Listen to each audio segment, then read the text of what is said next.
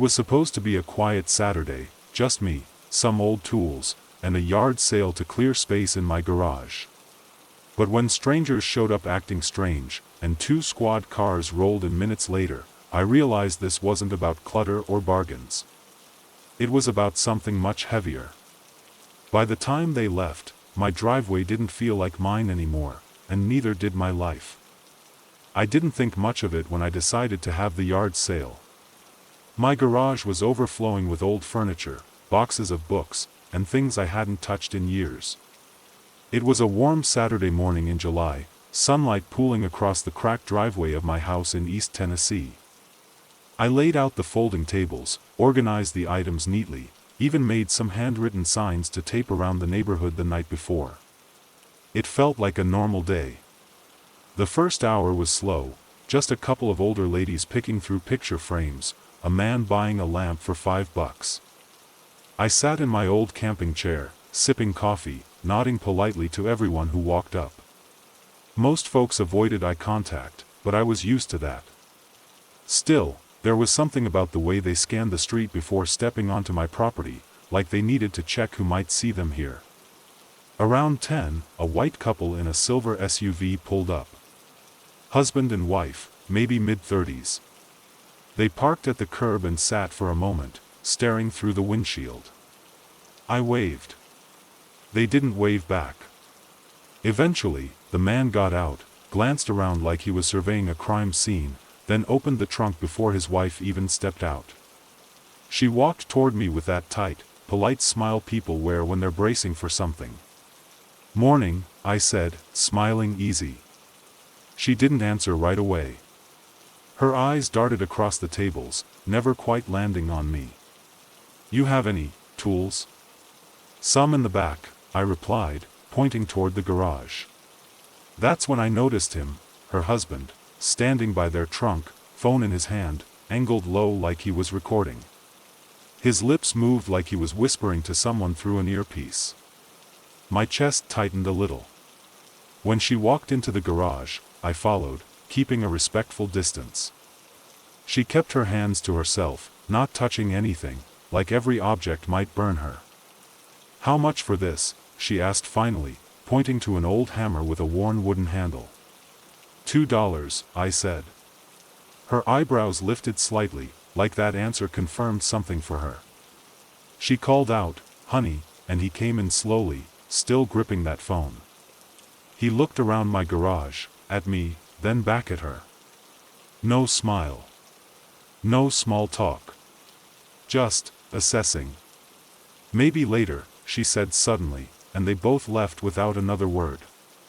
I watched them drive off, the trunk still open like they'd planned to load something but thought better of it. The next few hours were more of the same. People came, browsed in silence, left quickly. Then, around 2 in the afternoon, 2 squad cars rolled up. No lights, no sirens, just that slow, deliberate creep of police vehicles that makes the air feel heavier. 2 officers stepped out. Both white, both with the same hard expression. One had his hand resting on his holster like it was muscle memory. The other scanned the tables, the garage, then looked right at me. "Sir," the first one said, "we got a call about some suspicious activity. Mind if we take a look around?" My mouth went dry. I could hear the faint hum of my neighbor's lawn mower, a dog barking somewhere down the block.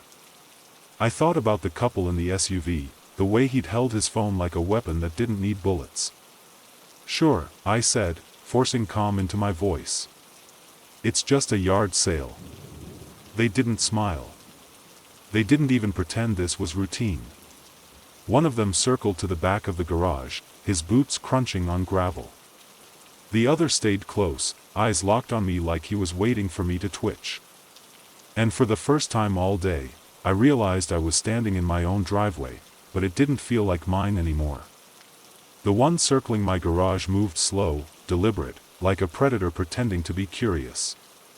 He peeked behind boxes, opened drawers without asking, even moved aside a tarp I had draped over an old lawnmower. Every scrape of metal against concrete made my stomach clench tighter. "You live here alone?" the officer near me asked. His tone was casual, but his eyes weren't. "No," I said, "my wife's inside." "Call her out," he said, just like that. No explanation, no hint of courtesy. I hesitated for half a second, long enough to feel the shift in his posture. My throat tightened as I called toward the screen door, "Babe, can you come out a sec?" She stepped out, wiping her hands on a dish towel, her voice soft, "Everything okay?" The officer didn't answer her. He just nodded slightly and muttered into his shoulder mic. That's when I noticed it, the faint crackle of another voice responding, like a second layer of judgment hanging in the air. My wife reached for my arm. "What's going on?" she whispered. I didn't answer, because I didn't know. All I could hear was the other officer dragging boxes across the garage floor. Then he emerged, holding something. My old cordless drill. "How much you selling this for?" he asked. 15, I said slowly. He turned it over in his hand, like he was inspecting stolen property. "You got a receipt?" I stared at him. "For a drill I bought 8 years ago?" He didn't respond. Just looked at me, waiting for me to produce a piece of paper that didn't exist. "Sir," the other one said finally, "we had a report that stolen goods might be getting sold here. We just need to verify everything's yours." The words hung in the heat like smoke. My wife tightened her grip on my arm. Neighbors were watching now, faces in windows, a couple of them standing on their porches with phones in their hands. I felt it deep in my gut, whatever I said next wouldn't matter. I forced my voice steady. "You're welcome to look at anything you need," I said. They did. For 45 minutes, they dug through my life. Boxes of old records, my father's tools, even a bin of family photos. They didn't find anything, because there was nothing to find. But the whole time, they never softened, never offered a word like, "Thanks" or "Sorry for the inconvenience." Finally, one of them said, "All right. Looks like you're good." He didn't meet my eyes when he said it. They walked back to their cars, slow as they'd come, and drove off without another word. I stood there in my driveway, sweat rolling down my back, my wife trembling beside me. Across the street, someone closed a curtain. A breeze shifted, and the signs I'd taped to the mailbox flapped weakly in the wind, "Yard sale, everything must go." And in that moment, looking at those words, I realized they were right. Everything had gone. My peace. My safety. My sense that this was still my home. Because no matter how long I live here, I'll always be one call away from losing it all. It was supposed to be a simple yard sale run, pick up some dishes, a few tools, something fun for the kids. But when we got home and opened the box, what we found wasn't just strange, it was personal. And then the car showed up. That's when we realized the real price of what we bought. I remember that Saturday morning like it was yesterday. The sky was clear, the air thick with that sticky southern heat that clings to your skin before noon. My wife, Tanya, had been talking about this yard sale all week. "We need a new blender, maybe a bookshelf for the kids' room," she said, her voice bright with hope. Money was tight after I got laid off from the plant, so buying secondhand felt like the smart move. We drove out to a neighborhood on the edge of town. It wasn't far, but it felt like a different world, big oak trees, freshly cut lawns, driveways that stretched like runways. The kind of place where you feel eyes on you the second your tires touch pavement. I parked slowly in front of a brick house with balloons tied to the mailbox. There were tables lined up with neat rows of clothes, old furniture, kitchen gadgets. A man in a faded polo shirt stood by the garage, sipping something from a red Solo cup. He was white, tall, and smiling, at least at first. "Morning," I said, holding Tanya's hand. She smiled, too. The man nodded, but his eyes lingered on us a beat too long, like he was running a check in his head. The yard was full of folks, mostly white families, kids darting between tables, a couple of women laughing over a stack of cookbooks. The laughter quieted a little when we stepped onto the driveway. Not silent, but thinner. Tanya squeezed my hand, whispering, "It's fine." We started browsing. I picked up an old Black & Decker drill, looked solid, hardly used. $10 was a steal. Tanya found a set of dishes with tiny blue flowers on the rim. "Perfect for Sunday dinner," she said, her voice soft like she was afraid of disturbing something. I stacked our finds on a chair, the drill, the dishes, and an old wooden rocking horse for our youngest, Devin. He'd love it. When I went to pay, the man looked at the pile, then back at me. His smile had vanished. "Where you from?" he asked casually, but it wasn't casual. "East Side," I said. "Just a few miles down." His jaw tightened. He looked over his shoulder toward the garage where another man, shorter, stockier, was leaning against the doorframe, arms crossed. They exchanged a glance that said more than words ever could. "That'll be 40, the tall man said finally. I counted out 2 20s, my hands suddenly clammy. He held the bills for a moment too long before sliding them into his pocket. We loaded the stuff into the trunk, Tanya humming softly like she always does when she's nervous. The drive home felt quiet, even though the radio was on. I told myself we were overthinking it, that people stare sometimes, that glances don't mean danger. But that night, when we finally unboxed everything, I realized how wrong I was. The dishes were fine. Tanya washed them twice before stacking them neatly in the cabinet. The rocking horse creaked when I set it on the living room rug, but that was expected for something old. Devin climbed on it right away, giggling as it tilted forward and back. For a moment, the house felt warm again. Then I opened the box with the drill. It wasn't just a drill. There were other things inside, things that didn't belong in a yard sale. The first thing I saw was a small, clear plastic bag. Inside was a clump of what looked like hair. Coarse, black, twisted tight like it had been pulled from someone's scalp. My stomach flipped. Underneath it, an envelope. No name, no address, just a single word scrawled across it in thick marker, "No." I froze, my fingers numb, a low ringing in my ears. Tanya walked in, drying her hands on a towel. "You find the charger?" she asked, her voice light. Then she saw my face. "What is it?" I turned the box so she could see. Her smile died instantly. She whispered, "What the hell is that?"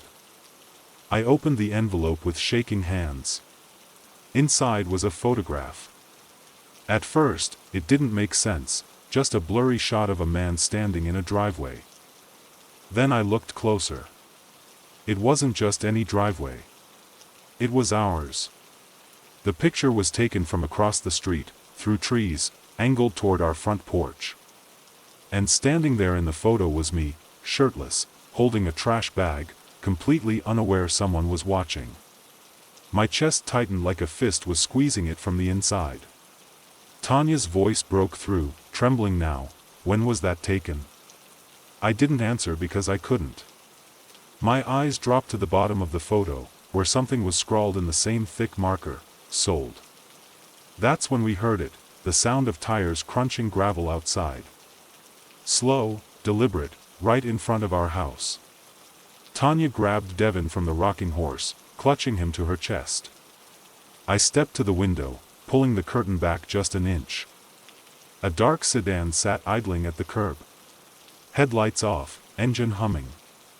I couldn't see who was inside, but I could feel them. Waiting. Watching.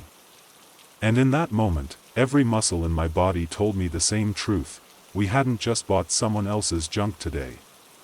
We'd bought their attention. I let the curtain fall back into place and locked the door, my hands shaking so bad I almost missed the deadbolt.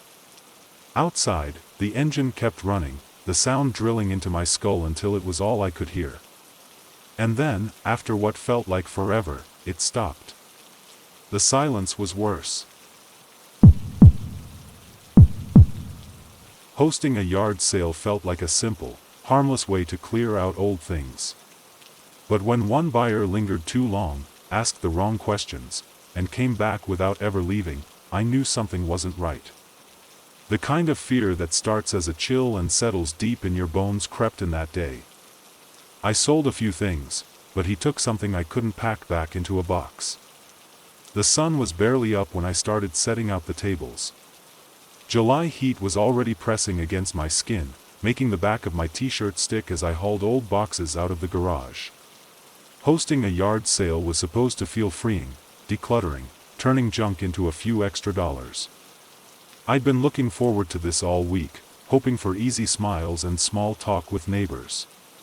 It was quiet at first, just the hum of cicadas in the trees and the distant growl of a lawn mower down the block. My little handwritten signs were taped to streetlights, bright yellow with black marker, yard sale, Saturday 8 a.m. By 8:30, the first customers trickled in. Mostly older couples, a few moms with strollers. Polite nods, soft chatter. For a while, it felt normal. Then he showed up. I noticed his car first, an older black sedan, slow rolling down the street like it wasn't sure if it belonged. The engine idled at the curb before he stepped out. Tall, pale, thin to the point his shirt hung loose like wet fabric. He had this crooked grin that didn't match his eyes. His eyes, they didn't look at the tables first. They looked at me. "Morning," I called out, forcing a smile. He didn't answer right away. Just stood there for a second too long, like he was memorizing my face. Finally, his voice came low, almost casual. "Got some nice stuff here." I laughed lightly, because what else do you do? "Thanks. Feel free to look around." He drifted along the tables, slow, touching things he didn't seem interested in buying. An old lamp, a stack of magazines. His fingers lingered on everything, like he was leaving something behind. When other people came up the driveway, he barely moved to give them space. He just kept glancing back at me. At one point, he held up a little framed photo I'd forgotten was in the pile, me and my sister from a church picnic years ago. My stomach knotted when I saw it in his hand. "How much for this?" he asked, his voice like gravel. "That's not for sale," I said quickly, trying to keep my tone even. He stared at the photo, then at me. That grin twitched again. "Everything's for sale," he muttered, setting it down slowly like he was doing me a favor. After that, he didn't pick up anything else. He just hovered. Not near the tables anymore, but closer to me. Watching while pretending not to. The way his eyes followed me when I bent down to grab a box made my skin crawl. I told myself he'd leave soon, that people like that are all bark, no bite. But then everyone else trickled away, kids, couples, even the old man who'd been digging through the tool bin. It was just me. And him. Standing at the edge of my driveway, hands in his pockets, like he was waiting for something I hadn't agreed to. When I finally met his stare, he smiled wide this time. Too wide. "How long you keeping this open?" he asked softly. The way he said it didn't sound like small talk. It sounded like a promise. I swallowed hard and forced a polite smile. "Till about noon," I said, even though every instinct screamed to pack everything up right then. He nodded slowly, like he was filing that away, then drifted toward the far end of the driveway. He didn't leave, though. Just paced near the curb, kicking at a loose stone, his head turning now and then to look at me. My phone was in my pocket. I thought about calling someone, anyone, but who do you call for something that isn't technically a crime? "Creepy guy won't leave my yard sale" didn't sound like an emergency, and in this neighborhood, I wasn't sure the response would help me either. Finally, I started gathering a few things, stacking boxes against the garage wall. My heart pounded so loud it felt like it was in my throat. That's when I heard his footsteps behind me. "You got any more stuff inside?" His voice was closer than I expected. And I flinched. He was standing a few feet away now, too close, his shadow stretching across the concrete like a stain. "No," I said quickly, trying to keep my tone calm. "Just what's out here." He tilted his head, eyes narrowing. "Shame. Bet you got nicer things in there."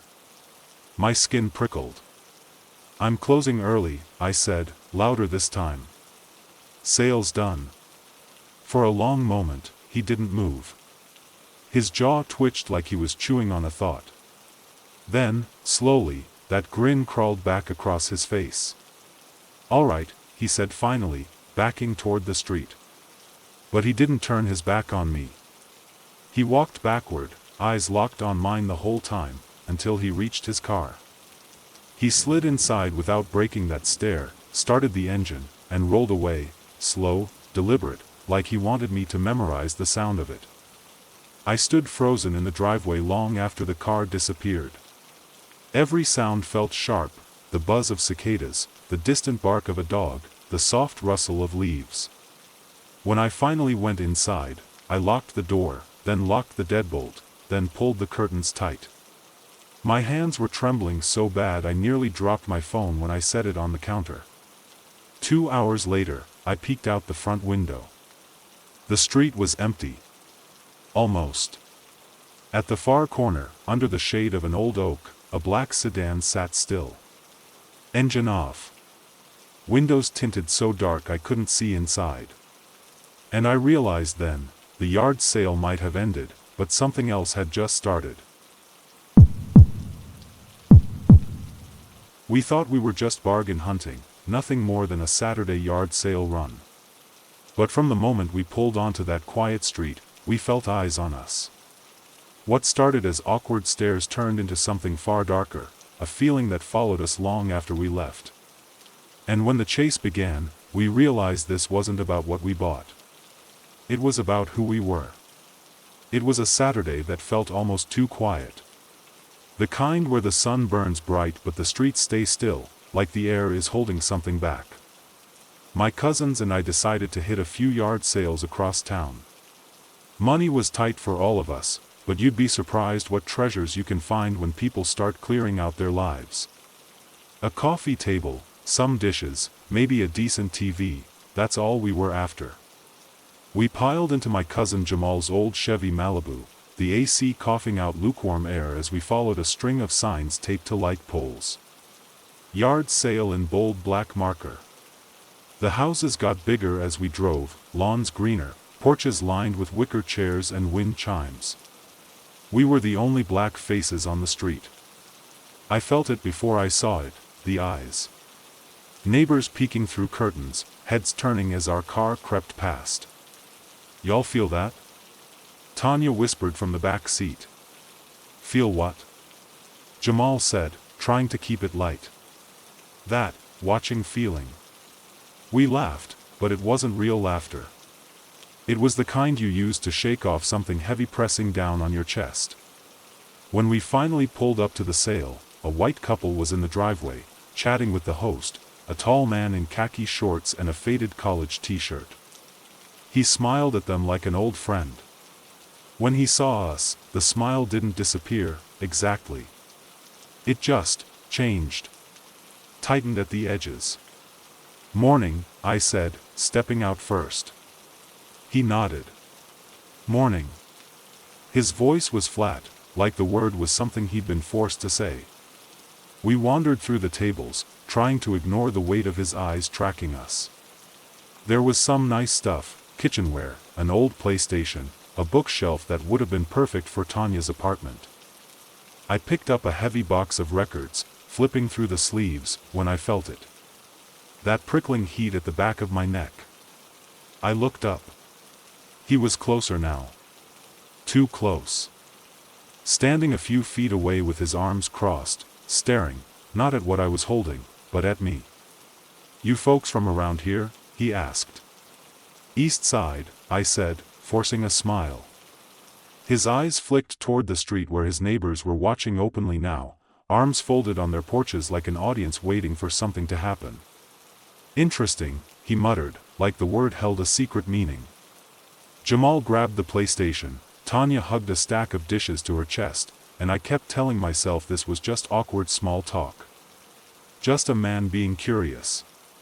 But the way his eyes moved, from us, to his neighbors, then back again, made my stomach twist. We paid in cash. His fingers brushed mine when he took the bills, holding on for a second too long. His smile stretched wide this time, but it wasn't warm. It was the kind of smile that says, I know something you don't. Y'all drive safe now, he said. It didn't sound like a wish. It sounded like a warning. On the ride home, nobody talked much. Tanya kept glancing out the rear window, and when I finally looked back, my chest went cold. That black pickup in the distance, it had been behind us since we left his street. At first, we told ourselves it was nothing. Just another car heading the same way. But every time we turned, it turned. Not tailgating, not too close, just far enough to make you doubt your own instincts. Jamal's hands tightened on the wheel. Probably just coincidence, he said, his voice a little too calm. Tanya didn't answer. She was twisted halfway around in her seat, staring through the rear glass like her eyes could burn holes in that truck's windshield. I watched the side mirror.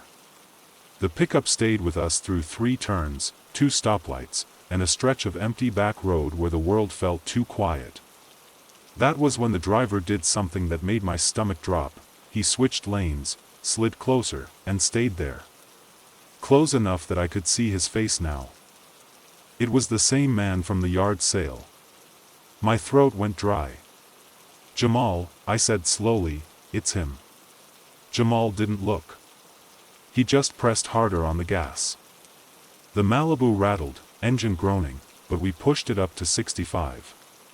For a second, the truck lagged behind, and relief almost touched me, until its headlights flared and it surged forward again, hugging our bumper. What does he want? Tanya's voice cracked. Nobody answered because none of us knew. My phone was in my hand before I even thought about it, thumb hovering over 911, but something stopped me. That crawling thought that calling might make this worse. Might make us the problem instead of the victim. Hang on, Jamal muttered, yanking the wheel hard right. We shot down a side street lined with sagging trees, gravel popping under the tires. The truck followed, slow and steady, like it had all the time in the world. We tore through turns, weaving like our lives depended on it. But no matter where we went, it was there. Headlights swelling in the dark like 2 unblinking eyes. Then, just as sudden as it started, it stopped. We blew through a yellow light onto a busier road, and when I glanced back, the truck was gone. No turn signal. No dust cloud. Just gone. The car went silent except for our breathing. Jamal didn't slow down until we hit our block, pulling into my driveway so fast the tires squealed. We sat there, doors locked, hearts pounding like fists on a locked door. Finally, Tanya whispered, "He knows our plates." Her words hung in the air like smoke. Because she was right. He knew our plates. He knew what we bought. He knew the faces of the 3 black folks who dared show up on his street. And as I stood at my window later that night, staring at the dark, empty road, I realized the worst part wasn't the chase. It was knowing that if he came back, nobody would call it what it was. They'd call it curiosity, concern, neighborhood watch. And by the time anyone believed us, it'd be too late. What was supposed to be an easy Saturday yard sale turned into something I can't shake. It started with a stranger who lingered too long, smiled too wide, and asked the wrong questions. I thought closing early would end it, but that was just the beginning. By nightfall, I realized some people don't come to buy, they come to take. It started like any other Saturday morning in July, hot, sticky, and quiet. I'd been planning this yard sale for weeks, scribbling prices on masking tape, folding clothes, and lining up tables in the driveway. The kind of thing neighbors do every summer, a little way to make space and make a little cash. By 8:30, I had everything set out, old furniture from the guest room, stacks of books, some tools, a few appliances. My neighborhood wasn't fancy, but it was decent, full of people who waved when they drove by. At least, that's what I thought. The first hour was easy. A few older women browsing cookware, a guy who bought a lamp for $5. I sat in my folding chair, sipping on warm coffee, nodding politely to folks who came and went. Most didn't say much, just kept their eyes on the items, like small talk might cost extra. Then he showed up. I noticed his car first, a dark blue sedan creeping down the street, windows tinted so dark they looked like black ice. He parked across from my driveway and didn't get out right away. Just sat there with the engine humming. When he finally stepped out, he moved slow. Tall, thin, pale skin that looked almost gray in the heat. A baseball cap pulled low, hiding most of his face. He didn't glance at the tables right away, his eyes went straight to me. "Morning," I called out, trying to sound casual. He didn't answer at first. Just kept walking closer, his shoes crunching against the gravel like each step was a decision. Finally, he said, "Nice day for it." His voice was flat, like he didn't mean the words. "Sure is," I said, forcing a smile. He started drifting between the tables, fingers brushing over items but never picking anything up. I watched him pause over an old box of family photos I'd forgotten to pull inside. My chest tightened. Those weren't for sale. "How much for these?" he asked, lifting one without asking. It was a picture of me and my brother from years back, grinning with arms around each other at a cookout. "Not for sale," I said quickly. He stared at the photo a moment longer before setting it down, slow, deliberate, like he wanted me to know he was doing it on his terms. Then he smiled.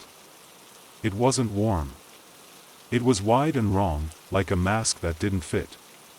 "You live here alone?" he asked, his tone almost casual. I froze, my fingers tightening around the edge of the table. "With my family," I said, keeping my voice even.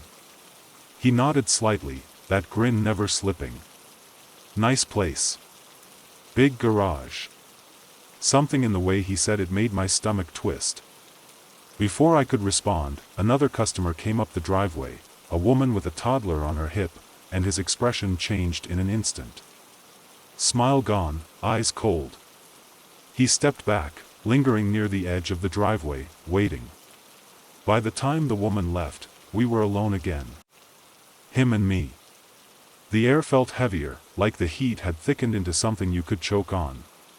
"What time you closing?" he asked softly.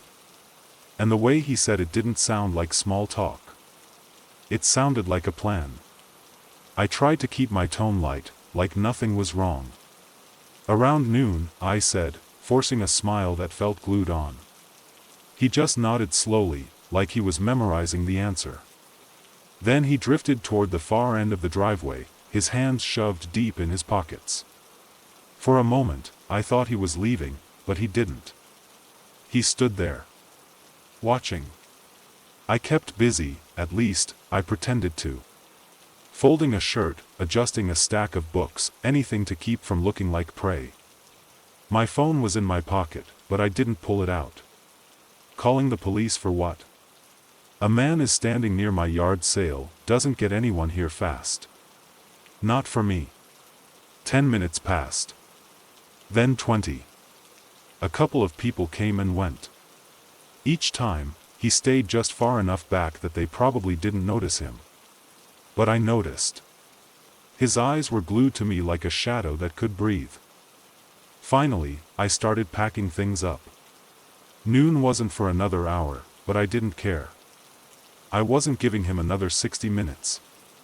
"You closing early?" His voice cut through the heat like a knife. "Yeah," I said quickly, stacking boxes like my life depended on it. He moved closer, slow and heavy-footed, until I could smell his cologne, a sharp, chemical scent that burned my nose. "Need a hand?" he asked. No, I'm good, I said, not looking up. My hands shook so bad I nearly dropped a box of glassware. You sure? He pressed, his tone curling at the edges, like he already knew the answer. Yes, I snapped before I could stop myself. For a moment, there was silence. Then that smile came back. Wider than before. All right, he said softly. Wouldn't want to overstay. He backed up, slow, never turning his back on me. He walked backward all the way to his car, eyes locked on mine. When he slid behind the wheel, I thought it was over. It wasn't. The engine purred to life, but the car didn't move. He sat there, idling at the curb, staring through that black glass like the heat couldn't touch him. My heart hammered so loud it drowned out everything else, the cicadas, the distant bark of a dog, even my own breath.